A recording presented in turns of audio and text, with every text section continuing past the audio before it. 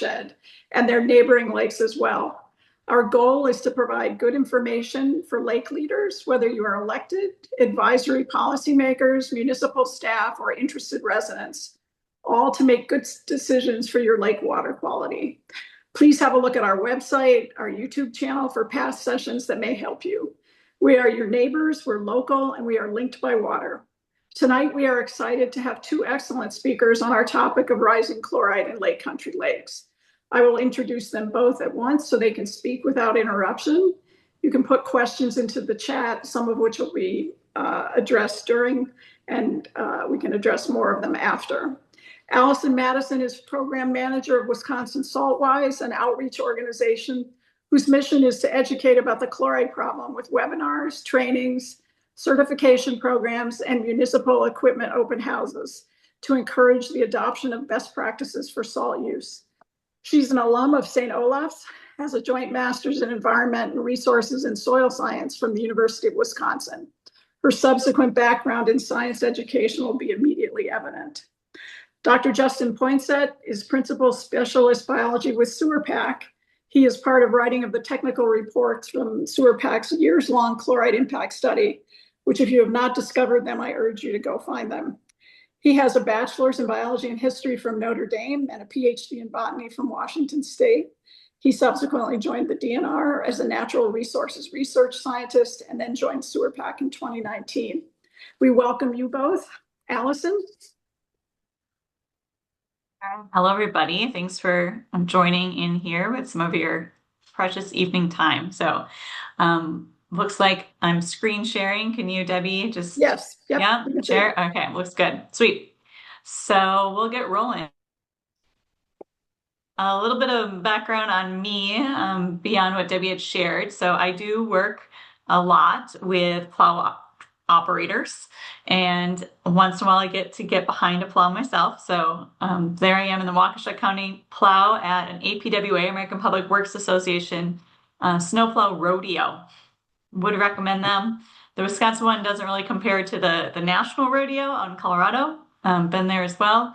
Yeah, it's a great event to encourage and kind of celebrate the work of our operators, and of course that emphasis on plowing first, right? The more we move material off mechanically, the less we have to use chemical deicers. On the top right, I'm hanging out by Sand Lake in northern Wisconsin, where I grew up with my younger brother.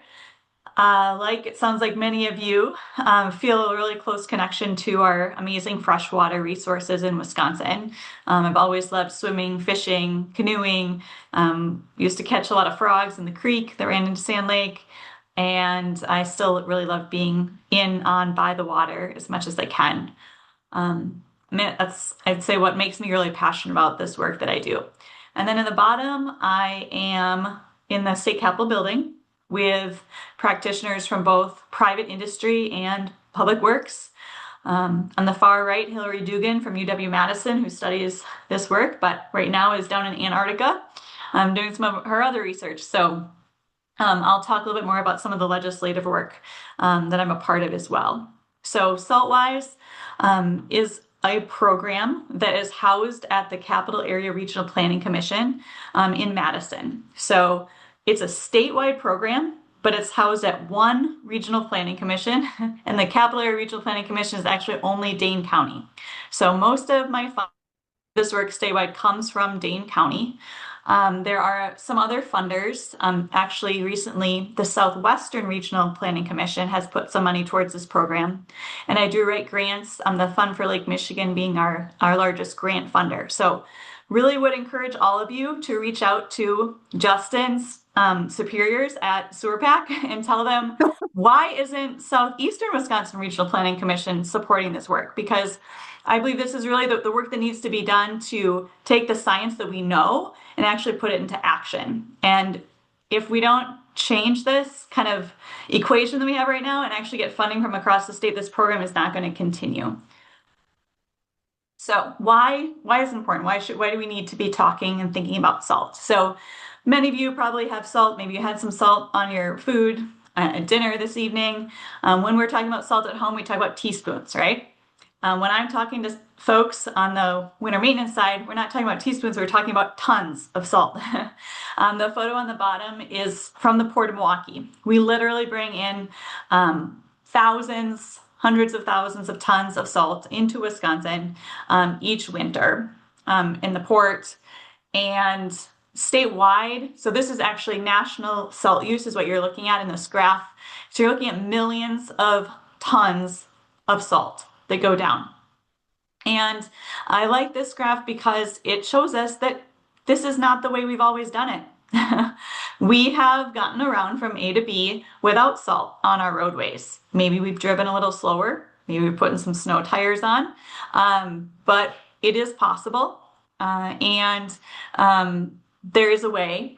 There are a lot of ways to make changes, which I'll talk about. So we're talking about millions of tons of salt on this graph. In Wisconsin, it's roughly 1 to 2 million tons of salt a year, but we don't have great data on this because a lot of people don't actually report the salt use, their salt use. So some of the reasons why we're looking at salt differently is that the cost of salt is going up. It is still relatively cheap. So less than $100 for a ton of salt. That's what the DOT pays on average across the state. As you move closer to the Port of Milwaukee, areas where we get the salt, it's going to be maybe mid 80s right now for a ton of salt. But the cost going up has changed the conversation around salt use, and it's caused the DOT, Wisconsin DOT, of course, they don't own a single snowplow. They hire out the counties to do the salting for them. So they've told county highway departments, if we're going to pay you to put salt down, you need to use this material efficiently. We want to see that you're calibrating all of your equipment. We want to see you utilizing more brine. We want to see you utilizing these better practices. Beyond just the cost of the salt itself, if we look big picture at all the damage that salt does, it's really overwhelming. A ton of salt costs about $100, but it does $3,000 of damage to our roads, our buildings, our vehicles, our built infrastructure. This comes from a Minnesota report, 2022. I then have data here. Very pleased to share this with you from Michael Katz, who I believe is on the call and sounds like lives on Beaver Lake. So thank you, Michael, for sharing this. I know Justin's going to go deep into the data with all of you, but we can see that salt, we put it down, it melts the snow, it moves with the snow melt into our lakes, our streams, and as I'll show you in a moment, also our drinking water. So this is our salt, kind of what we're seeing statewide in terms of salt in our water, in our service water. So you're looking at lakes and streams. Naturally in Wisconsin should be 0 and 10. Not very salty water. Minimal salt and minimal chloride. I'm looking specifically at the chloride, salt being sodium chloride in our water. Now, Wisconsin does have toxicity limits, but those are not biologically protected. And I'm sure Justin will talk more about that soon. So 50 milligrams per liter is where most of the research scientists that I talk to and have worked with over the last several years say that they begin to see significant impacts to our ecosystems at that level. And you can see from this graph that we have surpassed that in most of southeastern Wisconsin. So Bill Hintz is one of those researchers. I'm not going to spend much time on this slide because, like I said, Justin, I believe, is going to be doing that shortly. But if anyone wants to dig a little deeper into the biological, ecological impacts of salt, I would highly recommend this webinar with Bill Hintz. We hosted this a few years ago for Winter Salt Week. I'm happy to share this with Debbie and Paula and get it out to folks. Or you can go to the Wisconsin Saltwise YouTube channel and you can search. I mentioned earlier, it's not just what's happening to our lakes as much as all of you obviously care about the lakes. Everyone is impacted when our drinking water gets salty. So I had the honor of being invited to come out to upstate New York earlier this year, this fall, and speak at the Adirondack Lake Champlain Salt Summit.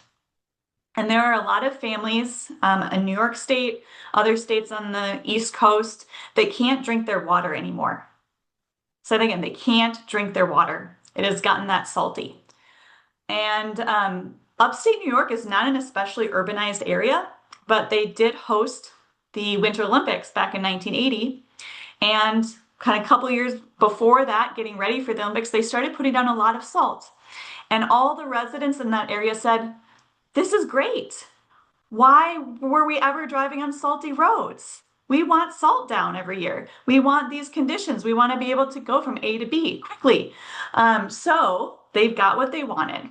But now, 40 years later, they're getting more than what they wanted. So this is a family, obviously, they could switch to bottled water, but they didn't really have the option to buy bottled water for all their cows. So they no longer are dairy farmers. So in Wisconsin, I grabbed here data from the UW Stevens Point Well Water Viewer. We have a number of families. These are private drinking water wells, anonymous data here available online. I grabbed these 4 counties because it looks like that kind of covers, or I guess it's mostly Washington, Waukesha, Jefferson, right? In the Oconomowoc River watershed. So not everybody obviously tests their water, but these are people that have tested their water for chloride. And then this data is aggregated. So again, 0 to 10 is your natural background, teal. I don't see many teal squares in these counties. So if you haven't tested your water, it'd be a good idea to do that and to at least know where you're at for a baseline right now. We do have some slightly more data, not necessarily a lot of great data, but a little more data on public drinking water wells in the state. So all of this data is also linked from the Wisconsin Saltwise website, actually a quick link. So you're looking here at municipal drinking water wells. Again, that light purple and then the dark, actually, excuse me, the dark purple, the deep purple is the natural background. So any of the other wells are showing elevated chloride concentrations. And I clicked on just one of them, which I kind of thought is close to this Oconomowoc River watershed. So this label BH 400, and I put that into the trends.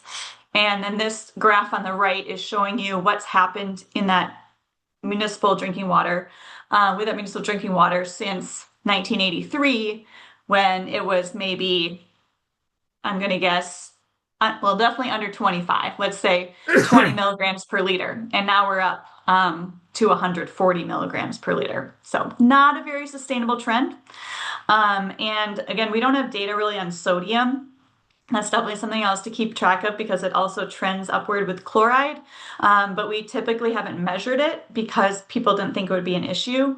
Sodium does get caught more in the soil, but we are seeing sodium levels increase as well across the state. So it only takes 1 teaspoon, back to the teaspoons, of salt to pollute 5 gallons of water. Again, we're not talking about teaspoons most of the time, we're talking about tons. You can do the math on that. But sometimes people ask, what about treatment? Can we remove the salt? Well, retention basins, detention basins, rain gardens, they don't pull the salt out. The chloride moves right through. The sodium does stick around a little bit more, but it also degrades those systems. Wastewater treatment plants, they also do not have the ability to remove the salt.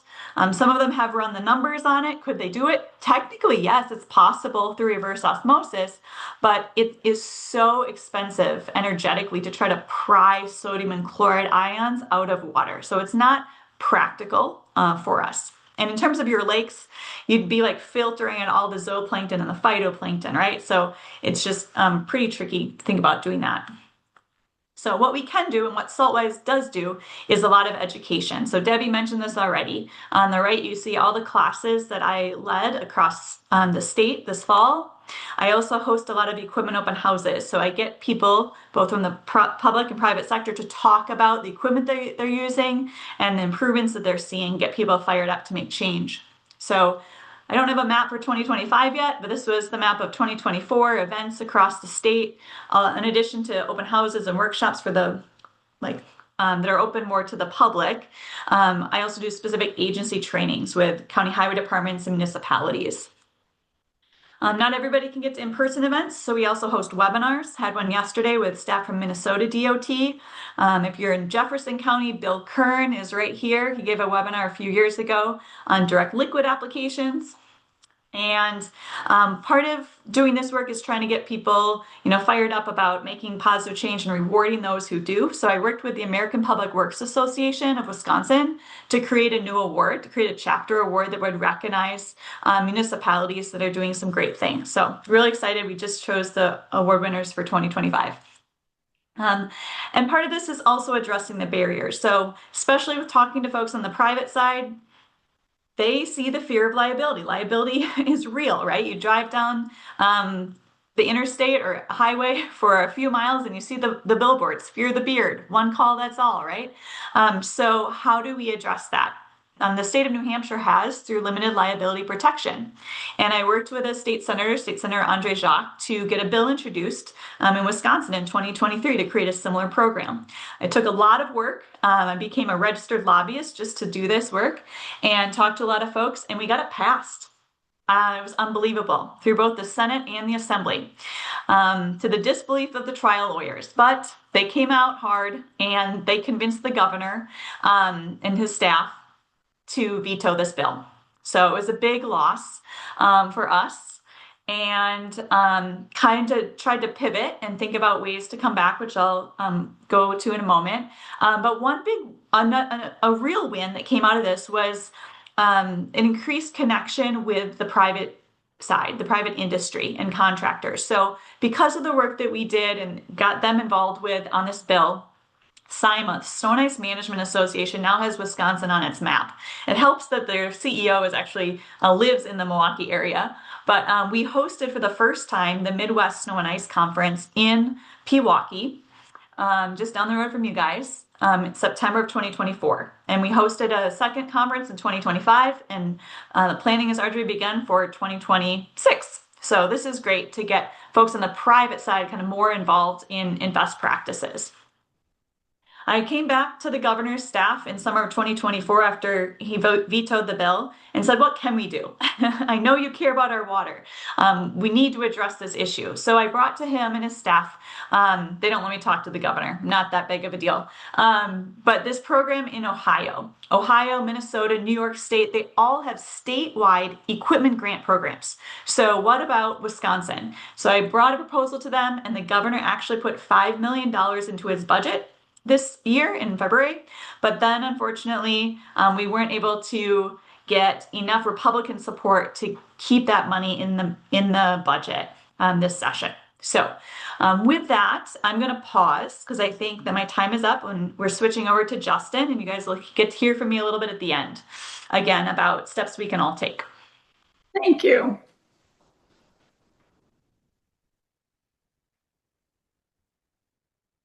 See.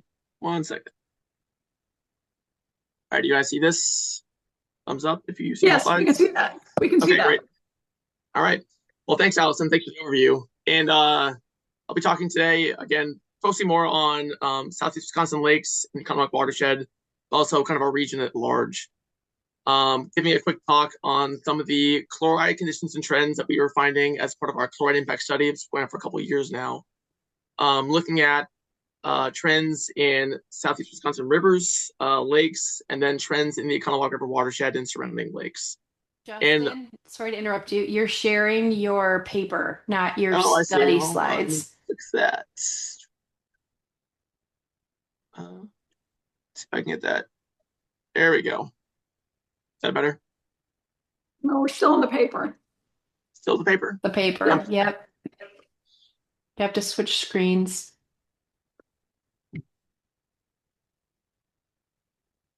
Any change? Nope. No. Mm-mm. You might have to close out some of your Yeah, screens. that's fine.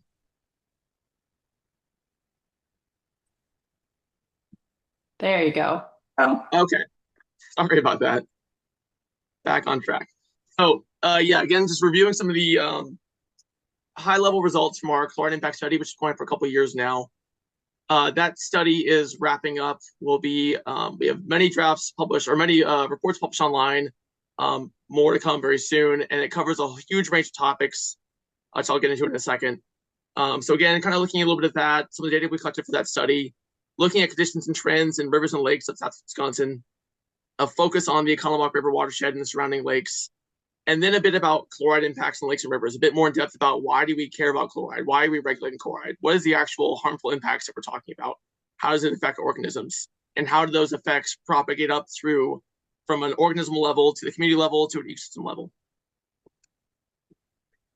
This gives an outline of the technical reports for our chloride impact study. We have 7 technical reports and then 1 planning report. The ones in blue here are reports that are already completed and published on our website, covering our data collection efforts for our study. I'll talk about in moments. 230 pages on impacts of fluoride on the natural built environments. Conditions and trends in Southeast Wisconsin that I'll be referencing today. Regression analysis that we use to estimate real-time chloride concentrations in rivers. And then looking at sources and loading of chloride from the environment. What are the major sources in our area? How many tons are we actually getting from water softeners, from road salts, from agriculture, from atmospheric deposition, and how do we see that in the actual streams? That's this tier 65. Tier 66 is a partial draft online, is the state-of-the-art chloride management. Another published study on the legal and policy considerations for the management of chloride. Then finally, the planning report is going to kind of be summarizing all this in more of an executive summary level. And all that's available on our website, linked at the bottom there. So today, I'm just talking about a small part of this, just really these 2 technical reports, which still covers over 1,000 pages of report. So it's going to be a kind of overall win. I apologize, but there's a lot to it.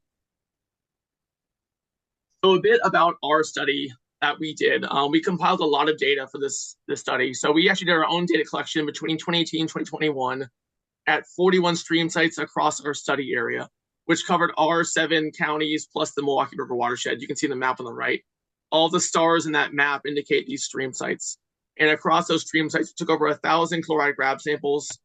And using real-time specific conductance measurements, we were able to estimate chloride concentrations every 5 minutes at all 41 sites for those about 2 years. So almost 9 million chloride observations in real time, which gives you some really interesting feedback on chloride dynamics in streams,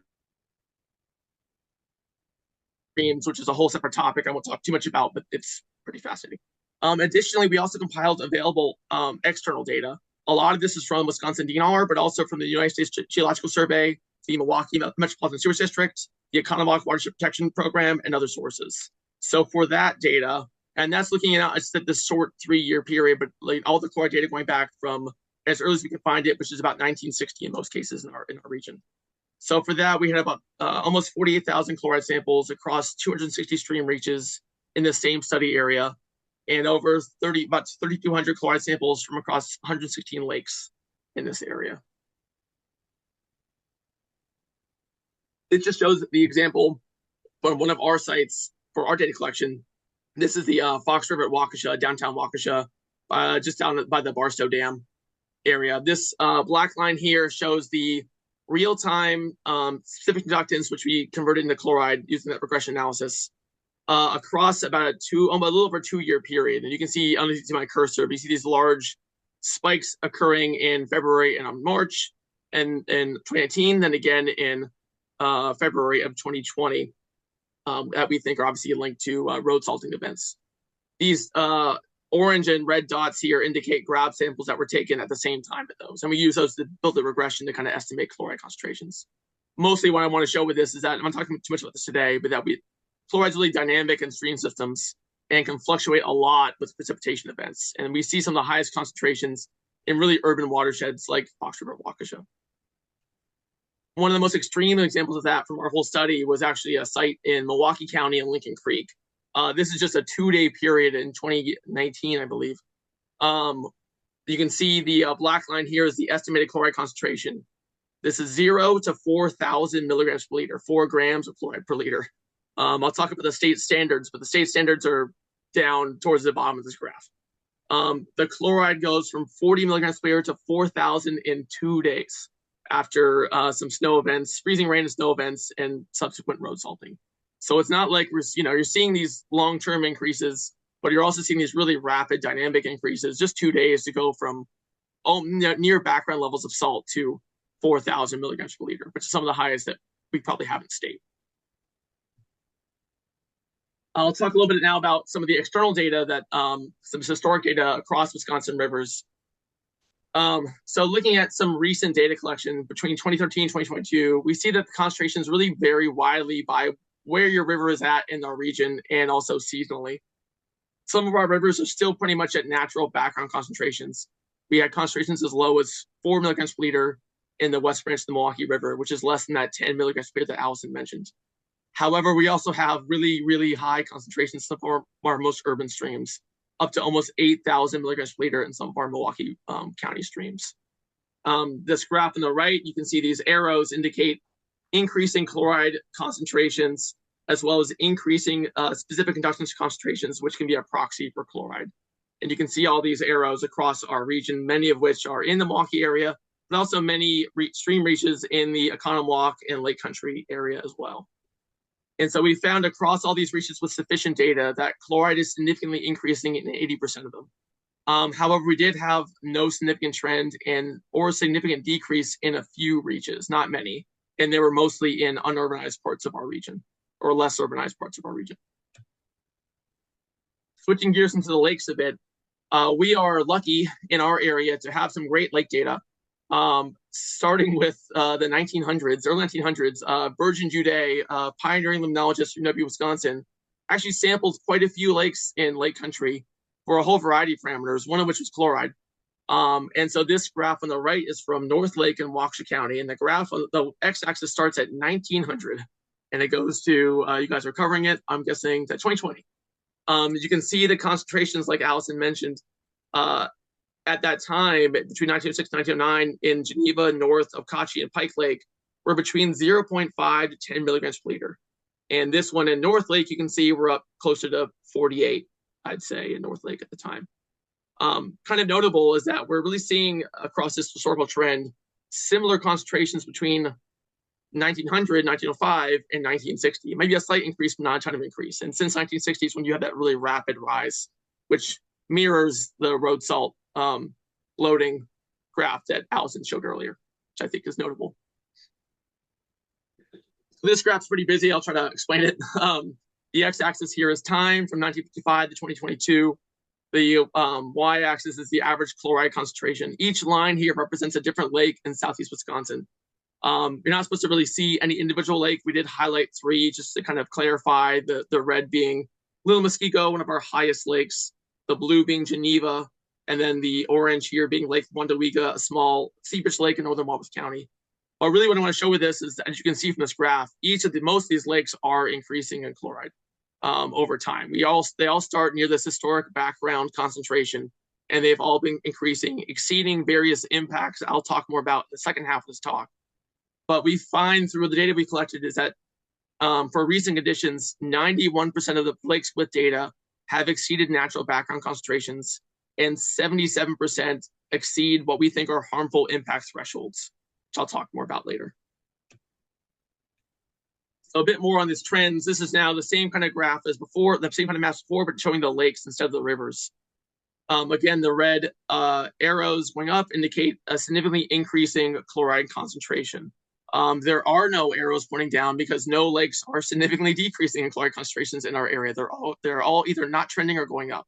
So 87% of the 71 lakes with sufficient data were significantly increasing chloride concentrations over time. And some of the lakes with the highest chloride increase rates, we had Bass Bay, which is just off of Big Muskego, kind of northwest of Big Muskego, at about 9.9 milligrams per liter per year. Little Muskego at 3.3 per year. Silver Lake, Seepage Lake in Waukesha County, south of 94, is at 2.5 per year, and Pewaukee at 2.2 per year. And these are some of the highest rates across the region, not just for Lake Country. They're of the data we have to be able to measure. Now focusing a bit more on the Oconomowoc watershed, this graph just shows all the kind of Oconomowoc lakes grouped together here. It ends in 2022, so it doesn't include the most recent data from Beaver Lake that Allison showed. But on just for reference, again, I kind of showed where that level would be for the background chloride with the arrow on the bottom left.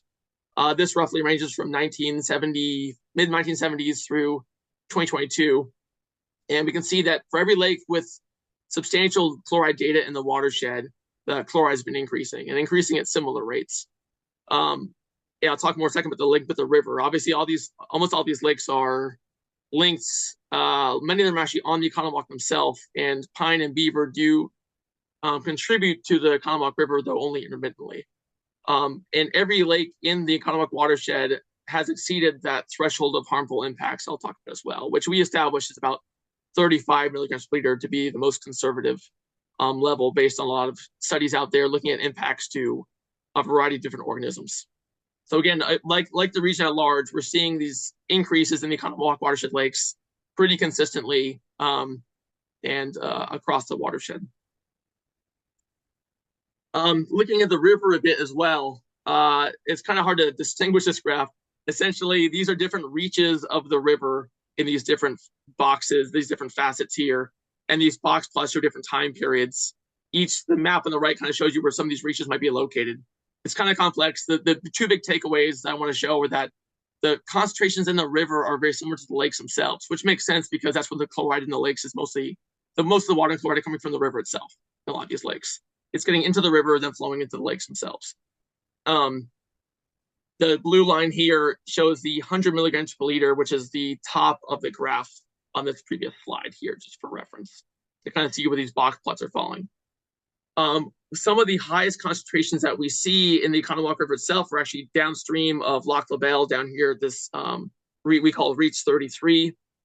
Some of these actually were approaching the DNR chronic toxicity standards, but they've actually declined in recent years. I'm not sure if that's related to operations at the treatment plants or something else, but it is a kind of a positive trend in the story here.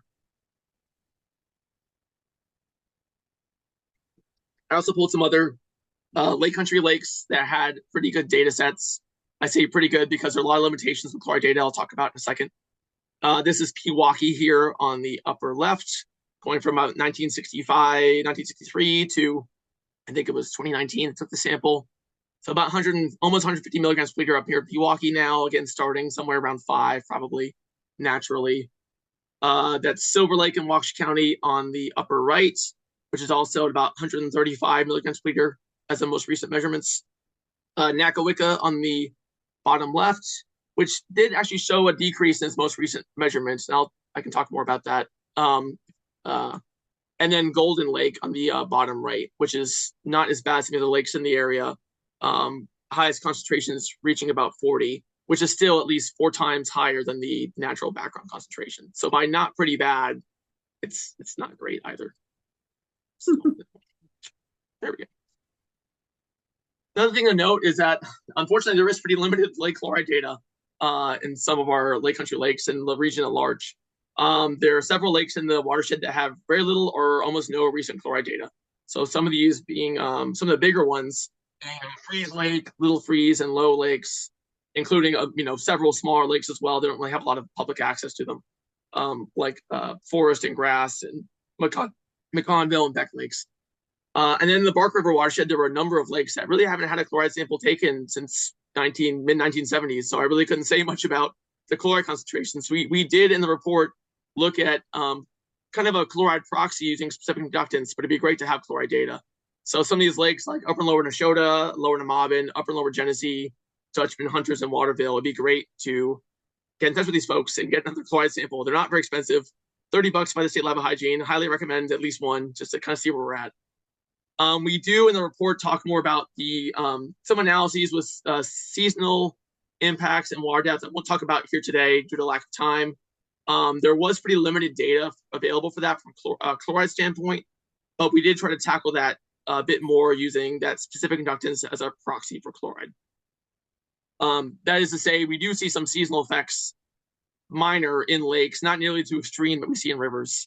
And there are some increases in chloride with water depth, increasing density, increasing chloride at the bottom of the lakes, but mostly on our highest lakes. But more of that's discussed in the report itself.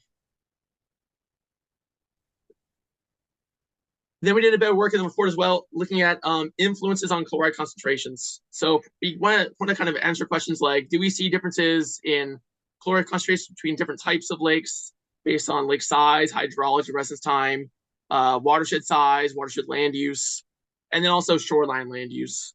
So we compiled a lot of available data from DNR. We also delineated watersheds for every lake in our region using the DNR Water Explorer tool to help compile this data. Oops, next.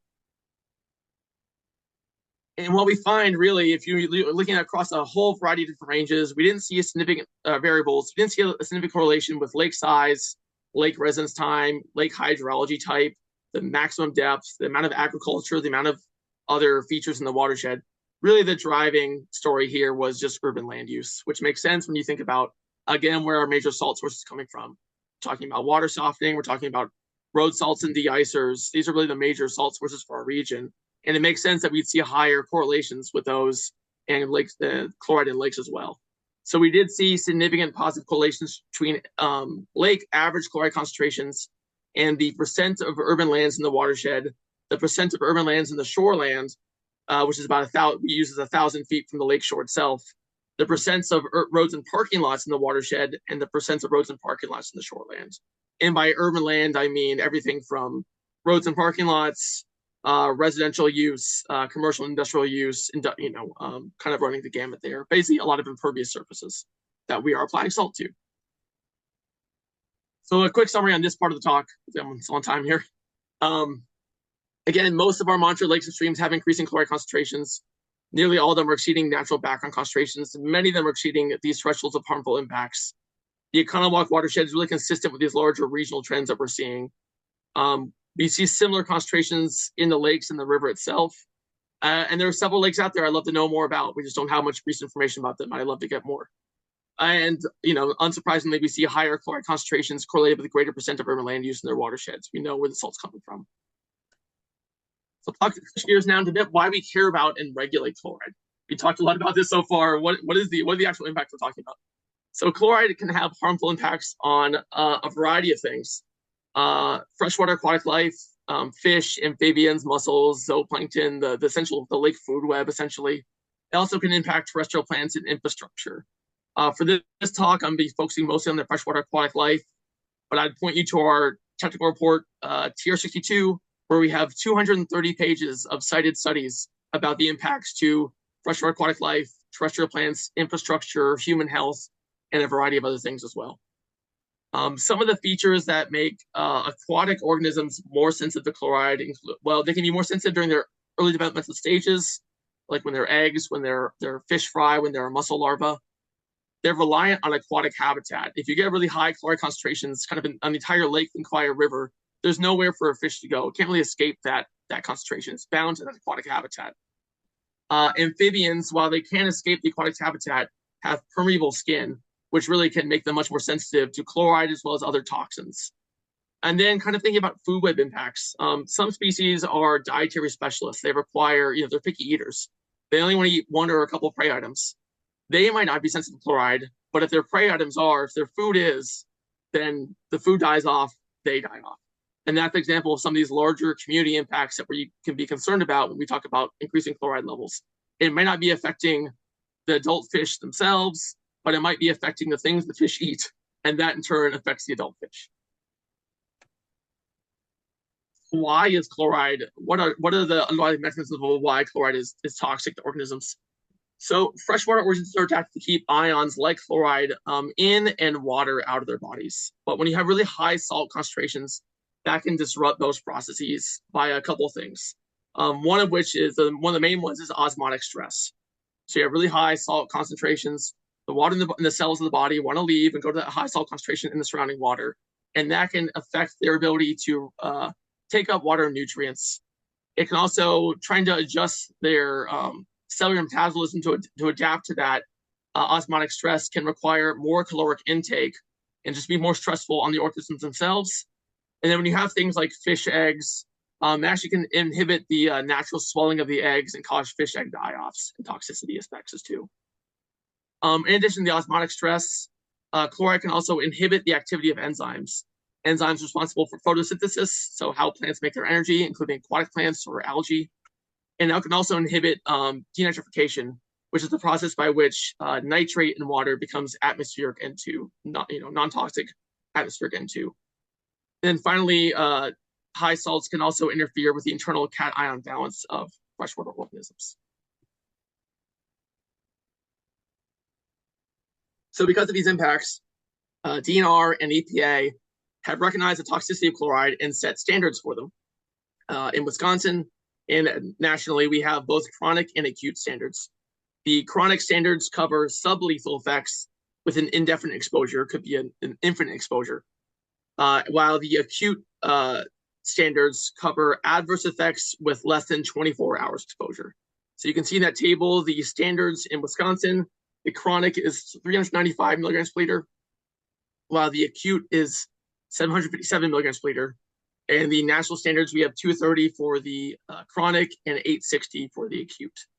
I will say that we currently have no lakes listed as impaired for chloride, though some are definitely, many that are trending that direction. However, we have several rivers that are listed for both chronic and acute toxicity in our region, many of which are Milwaukee County, but even I want to think it's Meadowbrook Creek, actually, is a tributary to Pewaukee Lake, is chronically impaired for chloride as well in the Lake Country area. So a bit about acute toxicity. It's kind of a morbid field of study. Acute toxicity is measured using the death of your test organisms. So that's typically done using the LC50, which stands for the lethal concentration 50, which is when half your test organisms die over the test period. So the lower your LC50, the lower the concentration, that increases greater toxicity of that pollutant. Obviously, when you have half your organisms die, that's a substantial impact on the population. But even without the LC50, you still have substantial impacts that occur below that LC50. So I pulled some LC50s from our report for some select species. And I should mention, most of these toxicity standards are done using a 24-hour time period. For bluegill, that can range from 2,600 to about almost 9,000 milligrams per liter. But then other species are much more sensitive. Native mussel larvae as low as 168 milligrams per liter, while walleye fry are at 344, and wood frog tadpoles at 248. So you'll notice at 168, we're definitely exceeding that in some of our lakes, in many of our rivers. Walleye fry, we're not quite there in our lakes, but again, in many of our rivers, feeding our lakes. And then wood frog tadpoles, I'm sure some of our wetland ephemeral ponds are exceeding those concentrations at that point. Chronic toxicity, unlike acute, which is that kind of, based on the death of the organism and usually a 24-hour period, chronic toxicity is toxic effects over an indefinite exposure. It could cause the death of the organism. It can also have sublethal effects on the growth and development, its reproduction, its behavior, and its physiology. So some of these sublethal chloride impacts in terrestrial plants, you can see in the top right, some pine needles have been affected by chloride. You can see burning of tissues, loss of leaves, damage to plant buds. You can see reduced growth in fish, for example, reduced size of adults. You can see reduced sizes of parts of the organism, for example, reduced leaf size or some kind of deformities in the actual, like the fins, for example, of a fish. And these kind of reduced growth effects are seen across a lot of different groups. Zooplankton, macroinvertebrates, kind of that base of the lake food web, as well as the higher levels, plants, fish, and amphibians. And some of this reduced growth might be from, again, using caloric energy to deal with that osmotic stress, having to deal with this high salt concentrations affecting the cells of the body and trying to deal with that at an organismal level. Other sublethal impacts include effects on reproduction, like reduced egg hatching, smaller broods, longer time between broods, an older age when reproduction starts, inhibited fertilization, and reduced flower production in terrestrial plants. And these can lead to ultimately reduced population growth rates in a lot of organisms, as well as decreased photosynthetic activity in plant species. You can also have developmental delays, where developmental time is lengthened or the adult size is reduced. And then you can have deformities like the one shown on the right. And these are, again, common across many different organisms, fish, amphibians, and macroinvertebrates. And there are also some evidence for altered sex ratios as well in populations. And then finally, you can see altered behavior due to high salt levels, either reduced activity overall, whether it's feeding or guarding territory, or you see less emphasis on anti-parasite behavior. So you might see high susceptibility to parasites because they're in a stressful high salt environment. So again, a lot of kind of these hidden lower level impacts, you really can't see. It's really hard to discern these in our lakes and water bodies because they're kind of invisible. They're really hard to kind of discern, but we know they're having an impact at these lower levels and propagating their way up through the food web. And so, like I mentioned, this can have larger community impacts, particularly on species that are sensitive to chloride. So you could have some of these more sensitive species being lost from these communities and these ecosystems, and that can propagate into impacts to their food web, into the lake nutrient cycling, or other factors. So there are studies, for example, showing that lakes with high chloride actually have increased algal growth because the zooplankton that eat the algae are dying off at a higher rate. These really kind of hidden impacts that are kind of hard to really measure in the field, but we see in plenty of experimental studies and can surmise from the levels that we're seeing are impacting our lakes as well. So some of these chloride community impacts, these chloride increases or chloride changes in lake plankton communities, stream algae and macroinvertebrate community shifts, reductions in fish species diversity, and then behavioral impacts like wood frogs no longer using ephemeral ponds for breeding because the salt concentrations are so high they can't persist in that environment. And so this kind of leads to the question that Allison was referencing as well. Are current Wisconsin chloride standards protective? This is a table from our one of our reports showing different thresholds at different concentrations. And we see multiple impacts below our standards of Wisconsin at 395 and 757. The EPA chronic standards at 230 and Canada's at 120. So I think someone could argue, I think we try to argue in our report, that these are not protective enough. We do see a lot of harmful impacts below 395. So just because lakes are not currently impaired for chloride now, maybe they should be. Maybe they're already seeing those impacts and we're just not capturing with their current standards. So just a quick summary of my talk, I'll hand it back to Allison. Again, we know that chloride is having direct, indirect harmful impacts to lakes and rivers through toxic and sublethal effects that can propagate up through these systems. And we know that chloride is increasing in our lakes and rivers in southern Wisconsin. Again, most of our modern water bodies are exceeding natural concentrations. No lakes are listed for chloride, maybe they should be, but several rivers are. And many of our rivers and lakes are exceeding these harmful impact thresholds. And so, again, I don't think these standards are really protective enough against all of these impacts. So thanks. There's, again, a link. I think we'll be sharing the slides after the talk. There's a link to the chloride study with many more reports, thousands of pages of information on our website there. With that, I'll pass it back to Allison to finish us off. All right, Justin, here we go. Round two, everybody. We're keeping things moving for you.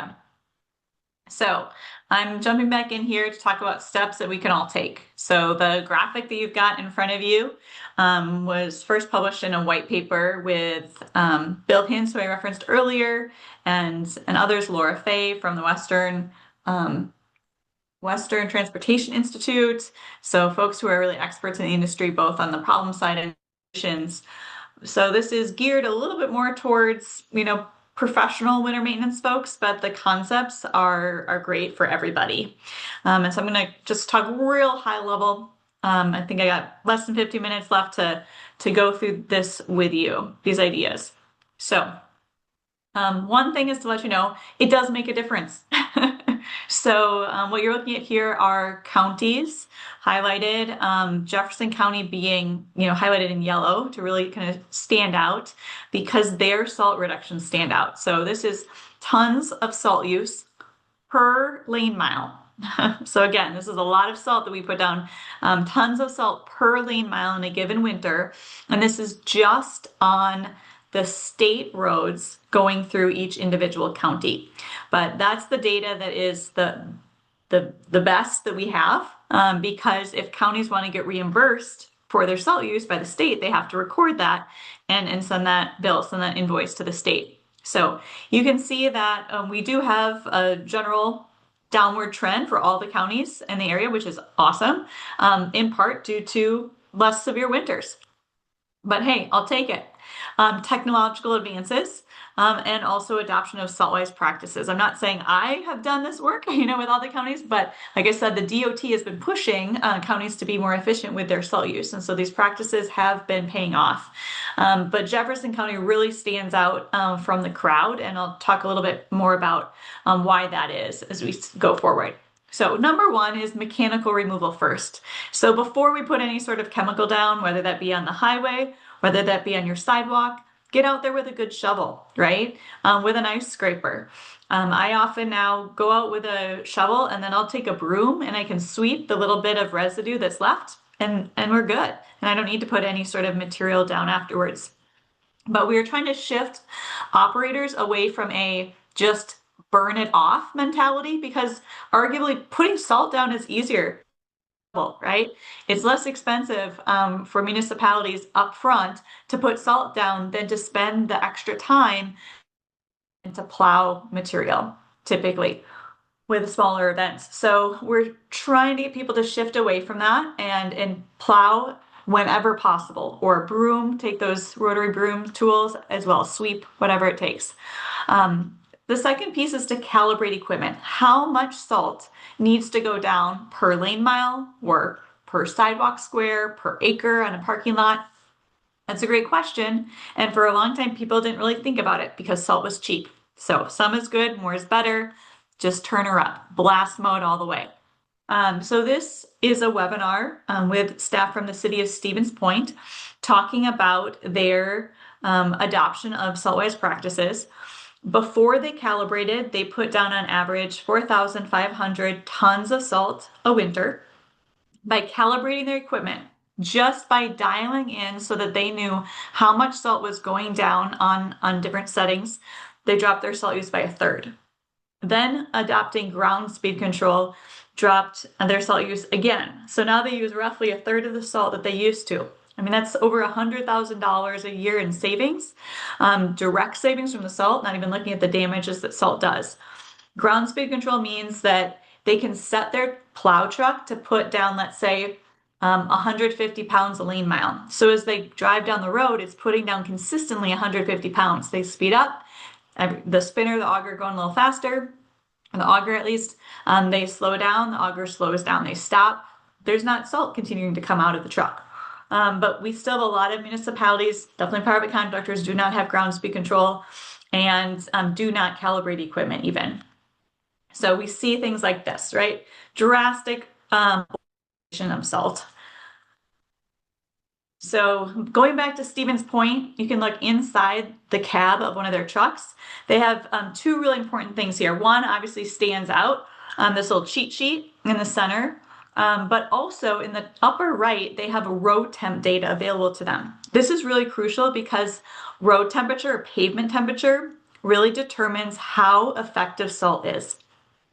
Sodium chloride is really only effective down to 15 degrees Fahrenheit. If we continue to put salt down below that, it works so slowly that it's likely it's not going to be there on the road anymore. It'll be off due to vehicle traffic or wind blowing it off the road, or maybe the plow coming back again and plowing that material off with any additional snowfall. So when we get below 15 on the Stevens Point chart, they say they're starting to mix in, at the time it was geomelt, into their brine, some sort of additive that can be like an accelerant and make sure that some melting is happening even at colder temps. Or if you're at home, I would say switch, just focus on mechanical removal, maybe put a little bit of sand or some abrasive down that can still. But you can also see in their chart here how they're adjusting their salt applications based on those pavement temperature. This is a best practice. Again, a practice that not everybody is doing. Most contractors are not doing. I'd say maybe on the municipal side, maybe we're at 50-50, maybe at this point for this practice. Another practice that you're seeing fairly widespread adoption of is the use of salt brine. So it's still salt, but it's generally the more efficient form of salt to put down. So ahead of the storm, it's like a little oil on your skillet, preventing the snow from bonding to the pavement, which means, oiling your skillet, your food comes up much more easily. Same thing works on the road with the plow blade coming behind it. Again, better blade technologies have been helping too. Pre-wetting, spraying salt brine on the rock salt. This should happen 100% of the time. We should not be putting straight rock salt down on the road. The bounce and scatter rate is way too high. It varies based on the speed of the plow, but upwards of 30% of salt can go off the road, not doing anybody any good, only polluting your lakes and your drinking water. So we want to spray that brine on the rock salt so the rock salt sticks in place and is actually useful on the road, melting where we want it to be. And also, salt brine can be used directly without any granule material. So you're seeing, like I said, lots of more salt brine come out. Municipalities, contractors, facilities folks are using this because it really works and it drops down their salt costs. Now there are equipment costs, right? So that's part of that equipment grant program, is supporting people to be able to use this more efficient form of salt. Also, kind of leave it at that, I guess. I've got a couple examples here for you. So both on the municipal side, on the private side, of folks utilizing salt brine and dropping their salt use down considerably. So that return on investment is really great, but it does take an initial investment, which we need to get taxpayers behind and legislators behind, policymakers, anybody who holds the purse strings there. This is an example of a very low budget brine maker at Chippewa Valley Technical College. There was a staff that went to a workshop just last fall, said, yeah, we want to do this. We don't have extra money laying around. They're a technical college, but they did have some facility staff with some ingenuity and MacGyver skills that are beyond my brain power, but they put together their own brine maker, and now they said they're dropping their salt use. They're dropped about 30%. So pretty cool. So that's a part of like the operational standpoint, kind of what we can do. Another huge part of it, like I mentioned, is the education. We need more people talking about salt. When I talk to legislators about this issue, a lot of them go along with it, but then they say, you know what? No one in my district is talking to me about this. It's just not a priority. So we need to change that if we want to see some policy at the state and local level. So Winter Salt Week is our biggest push for that. That's coming up this January, the last week of January. So I would highly encourage people to sign up for Winter Salt Week, help promote Winter Salt Week. It's a week of live streams focused on the problem and also solutions. And I've grown this week from a Wisconsin-based event to a somewhat national event. We've had folks from Maine to California who participated last year, over 30 different states, just over 900 people. Maybe you can be part of us breaking 1,000 this year. And then just trying to get out the word through social media.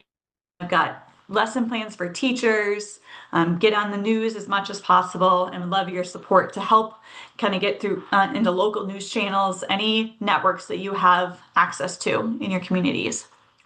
So these are the speakers for Winter Salt Week. The website is just wintersaltweek.org. So highly encourage you to check that out, pass the word along. And I'm happy to help promote, give you resources to do that. We've got a lot up on the website.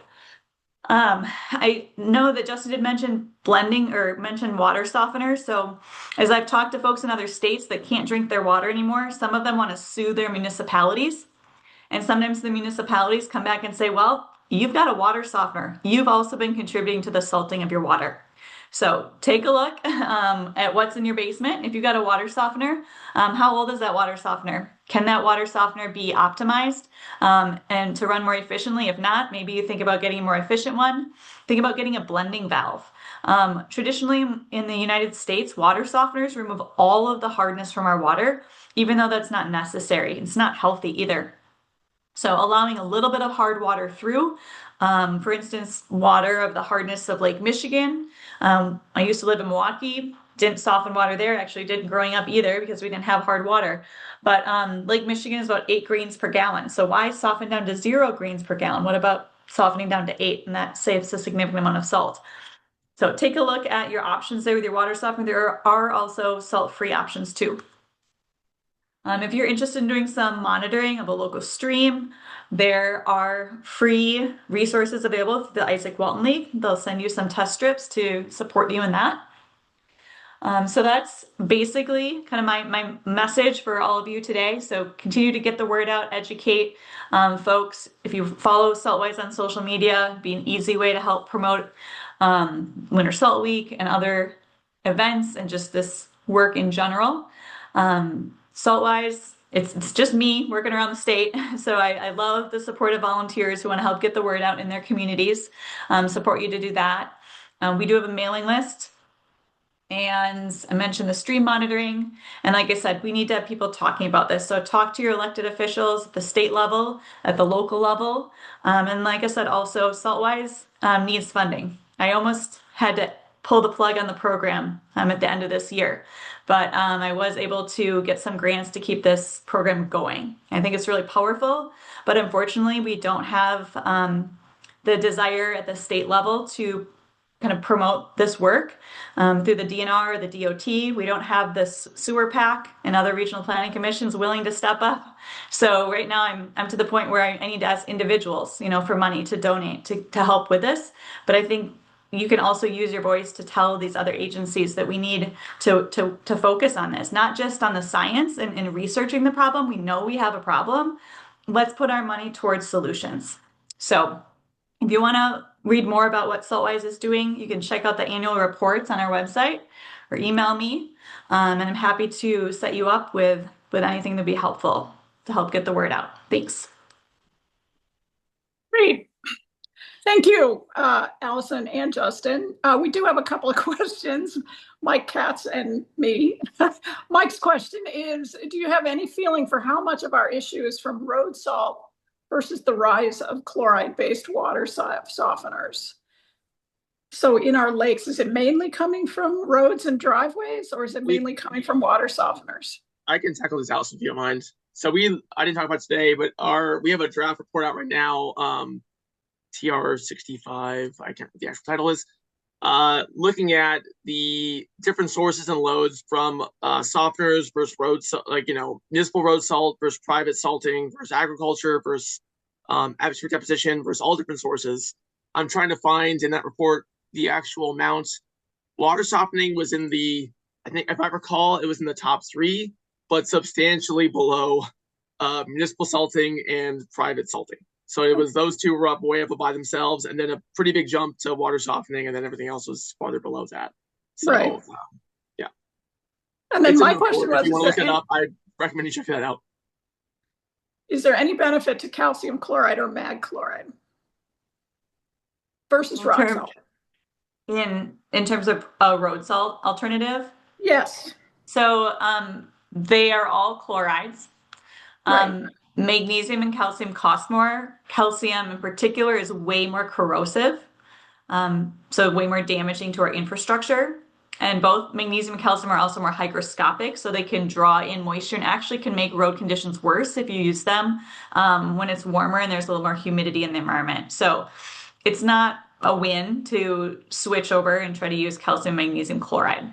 Okay, got it. Okay. You can utilize them when you get to below 15. If sodium chloride isn't going to work, that's when we see agencies or contractors utilize a treated salt or utilize some maybe calcium chloride in their salt brine. So that would be mixed in at like a 5% or 10% calcium to 95 or 90% sodium chloride. Got it.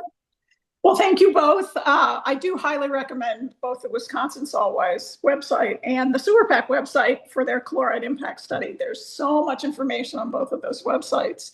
Upcoming in March will be a quarterly meeting on biological effects of light pollution from piers, houses, and landscaping. That'll be hybrid.